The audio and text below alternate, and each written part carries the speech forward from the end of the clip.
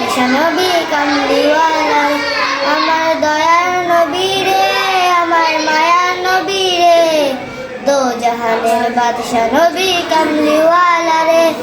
মোরা যদি ডানাওয়ালা পাখি হইতাম, মোরা যদি ডানাওয়ালা পাখি হইতাম, ওই মদিনা দেখার লাগে উড়ে যাইতাম।